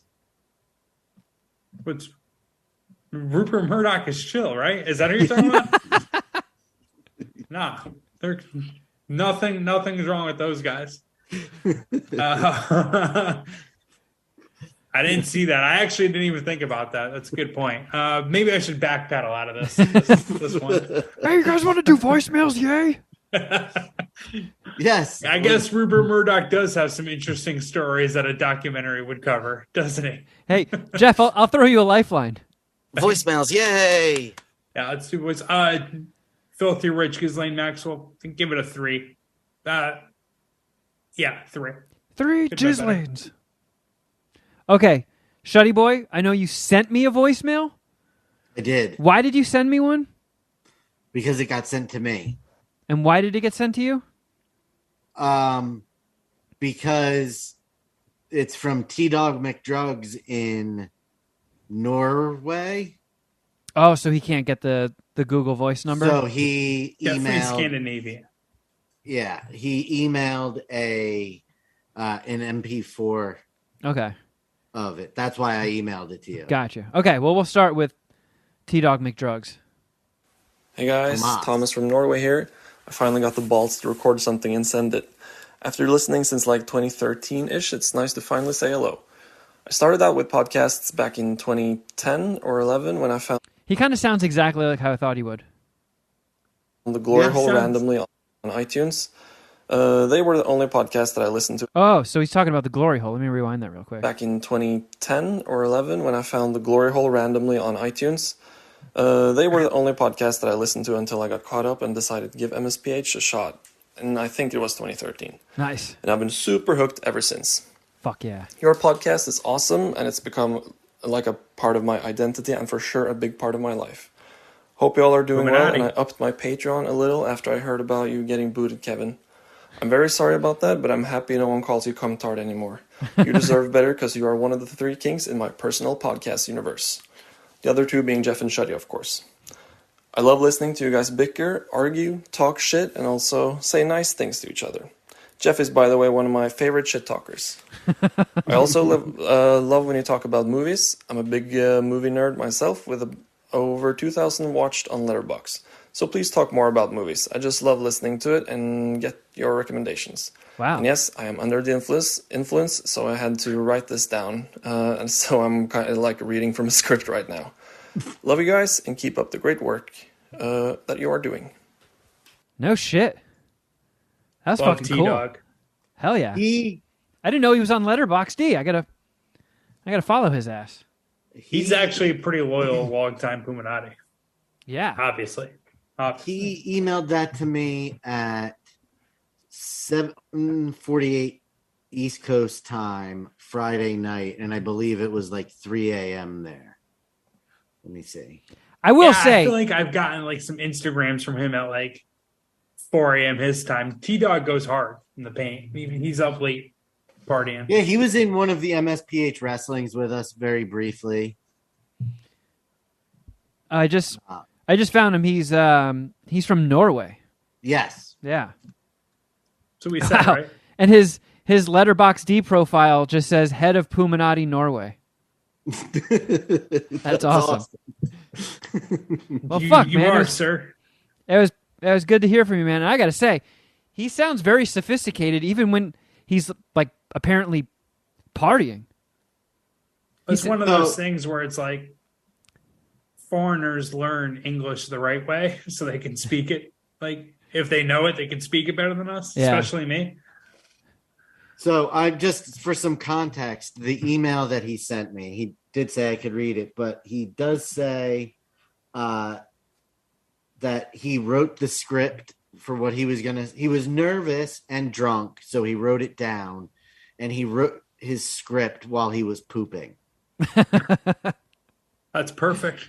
It's exactly what he said. He says, I thought that would be very much in the spirit of the show. Fuck yeah. And, I'm just kind of T-Dog jealous knows that us really well. that T-Dog fucked up is a better orator than me sober. I'm kind of jealous. Okay. Yeah, you should start a podcast. I know that last year I believe he's in the show business field in Norway. Oh, maybe we should make a Norwegian Iron Lung. Because or Zombie Beach Party. Because he worked on a TV show where a comedian was flipping houses last year with somebody else. Norway Nathan for you. So like it was two dudes, if I'm remembering correctly, two dudes, like a construction show, and one of the guys, it was sort of like that Adam Carolla. I'm not same concept, but like when Adam Carolla had that construction show very briefly. Yeah, I follow reality TV very little, and house-focused reality TV even less. So I'll take your word for it, Shuddy. So, all right, well, I don't know why I felt the need to go into all of that, but I don't know either. But hey, that's what we do here. We just fucking ramble. Let's get back with John Leonard and do some mountain climbing, and chip away at Mount Voicemails with this one. Oh, it closed itself. Come on. Oh shit! And it did that fucking thing again. Bing, boing, poimp. So careless. Hey guys, Guy in Buffalo here. Just calling to wish you guys a happy Thanksgiving. It's currently September 20th, but based on my math, this should come up around Thanksgiving time. Peace. Wow. Gob with the bullseye. Holy shit. Good for you, man. He's got good math. So we got to send him a bunch of merch? No. That's the perfect bracket. And I'm glad that you brought that up, because you guys got all worried about it. Forget that if we might have the biggest wild card helping us choose between them in Dom. There's no way to predict how he's going to. Right. That's Very what's true. going to make it the most interesting. Hopefully he can. I don't know. We'll talk about it later, but I hopefully his work schedule kind of aligns with our reporting schedule. We'll figure it out. Here. Oh, looks like Gob called back. Also, just to follow up, happy spooky season if I got my math wrong there, and you get through August extra fast. Oh, no. Today is September 20th. Peace. Yeah, you were right the first time, but I get it. After he hung up, his confidence obviously waned. Yeah. Yeah, should have just called your shot and stuck with it. You were right the first time, but still impressive, sir. Right, hopefully we'll see him for MSPH Wrestling this weekend. It's this weekend, right? Yes, it is. Oh, fuck. I forgot to break the bad news to Carl. Uh-oh. Good luck with that one. I'll text her. Like, hey, we're going to need Kevin this weekend for MSPH Wrestling. You're invited too, Carl. Dude, I have the final announcement when we're done with voicemails. Oh, boy. I forgot about that. Is there any way to deliver the news quickly, Shuddy? Yes, I'll do it quickly. Okay. Because I'm hungry. Hello, Jeff. Hello, Shuddy. Hey. Hello, other one. Other guy. Canada Ken here. Just calling to wish you guys a Merry Christmas. It's Thursday, September 29th right now. Man, everybody's doing the same bit. I assume that you will be getting this voicemail close to Christmas. It's after Christmas. I hope you had a good Christmas. Yeah, great day down here. I get the day off tomorrow. Canada has put in a new day to, I guess, apologize to Indigenous people. So, the government was really shitty to them and treated them like crap. So in turn, the government gave the Indigenous people a recognized day that only federal employees get off. Go figure that one out, eh? Nice way to say sorry. We're sorry. We're going to take the day off. You go to work. Anyway, have a good one, guys. It's kind of funny how that works out, huh? Yeah. Ken from Canada, thank you, homie. Yeah. I have nothing to add to that. Unfortunately. I'm I don't trying either. to think of something funny to say, but I got nothing. I already dunked on Native Americans for sports Jeff has gambling. beef with Indigenous people, so he's not going to contribute anything to this. Yeah. I mean, that was a very well-constructed, self-contained voicemail. Like, he pointed something out, made a nice joke at it, and he took all the meat off the bone. That's all we need. Yeah. And since we're stuck here, fuck them. They don't deserve their own day. We've given them too much. Sorry. Edit that one out too. All right, we'll just move on to the next voicemail. Yes, let's. What's up? It's Pyro. I'm listening to an old episode, the one about when Kobe died, and you're talking about how fucked up it was. Like his family had to find out from the news, and that's basically how I found out my dad died a few years back. Was my mom called and said he was going to the hospital. And so me and my wife lived way closer, so we beat the ambulance there. And so I was like, I guess let's check Facebook to pass the time. And I saw the 911 call on Facebook, and they pretty much said, like, yep, he's dead. Which, like, damn. So everyone else arrived at the hospital, and, like, they were all blindsided. Yeah, it was pretty fucked up. But anywho, have a good one. Yikes. Damn, sorry to hear about your pops, Pyro. That's a bummer. Yeah. Another long time Puminati. I thought he was going to tell something about his sexual exploits with his wife. Yeah. Don't they do like buy stuff? Yes. Yeah, they get a little frisky. Well, I'm sorry to hear that, dude. I'm sorry. If it makes you feel any better, I'm just going to drop this and immediately move on. I found out my dad died via text. Guess it beats. Not recently, Jeff. This was last year. I know. Just to keep you up to speed. Not going to add to this combo. I did enough damage with the Native Americans. We're just going to breeze right on. MSPH. Big country here. Hope you guys are doing well. Big country. It is October 1st, 2022. Made it to October. Fuck yeah. Spooky season has essentially begun. I would say might be in full effect. I believe Hocus Pocus on Disney was released today. That's the start of spooky season to me. This one's for Kevin. I know I'm a big metal, hard rock listening guy. Fuck this up, Kevin. Want to know if you ever listen to a band called Ice Nine Kills? They're a little, not as heavy as the stuff that you listen to, but they can get down a little bit. They actually do. They started out as like a sceney punk band, emo, screamo band, and they've since evolved into, I guess, what you could call theatrical metal. I don't know. What do they do? Fucking show tunes? Their last 3 albums have been based on have had themes.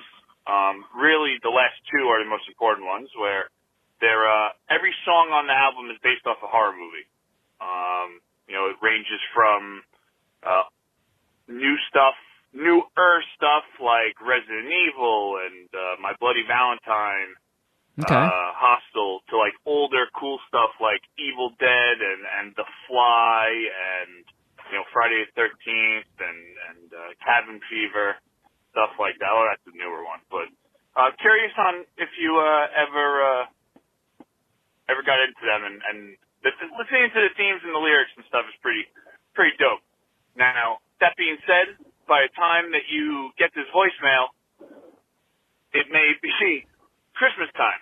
Everybody's got their fucking jokes today, huh? Everybody's got their... It's not a joke when it's fucking accurate, when it's all accurate. Like every single one of them has predicted that we would be after, Speaking of which, I love the Christmas commercials. I don't think Christmas, like my brother already banged out most of Christmas shopping. I don't feel like you should be doing it until December. Hey, I feel like it doesn't hurt to get it out of the way early, but I don't know. You're an elite gift giver. I actually talked about you at the dispensary. I do okay. Yeah. But, you're in luck. They do have a Christmas-themed song based off of what is it? Silent Night, Deadly Night, I believe, right? But, all right, guys. Stay awesome. Well, I guess to answer your question, I'm familiar with Ice Nine Kills. I've heard a couple of their songs. I feel like they've been around for a long-ass time. Like, back when I thought I was a super fucking heavy edgelord listening to, like, nu metal and shit. I feel like Ice Nine Kills was swirling around in the nu metal days. And 2000. Yeah, didn't really do it for me. And yeah, obviously now I'm into the way heavier shit. I feel like metal is a very slippery slope. You get your gateway drug, and then the next thing you know, you're fucking shooting black tar heroin, listening to Cannibal Corpse and Napalm Death. But slippery slope. Ice Nine Kills doesn't really do it for me. Dude, that shit. That movie poster that I sent you a couple hours ago is now trending on Twitter. Yeah. I saw that Outkick was going to write about it, but they're doing a movie called Cocaine Bear. I know. I was just about to say, I had no idea what that was. And then I looked a little further and realized it's a fucking movie that's coming out. Yeah, Elizabeth Banks. Directed by Elizabeth Banks. Yeah. Based on a true story. Yeah. The Twitter bio for Cocaine Bear just left me. Hold on, I got to click back into it. All right, well, since we've just already... as simple as just Bear ate cocaine. Get in line. February 23rd, 2023. I'm sold. That's all I need. I was going to do another voicemail, but since we have the MSPH wrestling thing to go through and we're already going long, Shuddy, why don't you speed us through that? All right. The Jingle Balls Brawl, MSPH Wrestling 14 is going to be this Saturday, December 3rd at 8 p.m. Eastern. on Dom's Twitch channel, twitch.tv/DomV311. The last 4 matches are going to be an 8-man battle royal. Winner becomes number 1 contender for the MSPH Hardcore TV Championship. It's Fonzo versus Throbby the Law Lawler versus Gob versus Thunderwolf versus Dom versus Twisted Texan versus Seek versus Alex Wilson. Jesus Christ.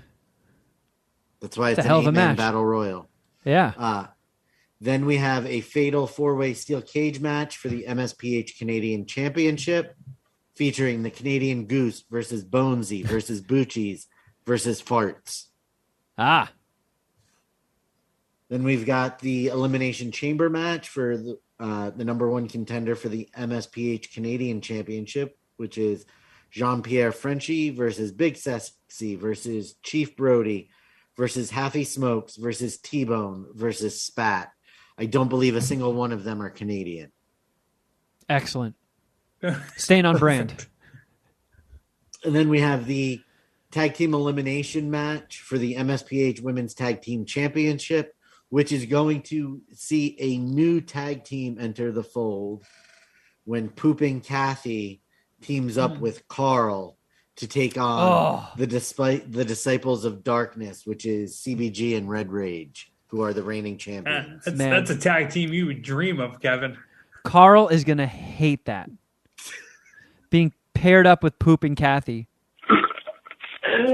For any newbies, Pooping Kathy used to call into the voicemail line and take volcanic shits and then just go, "Love you guys, bye." And she retired her anus, but she did give us this drop when she like pooped on her thumb. I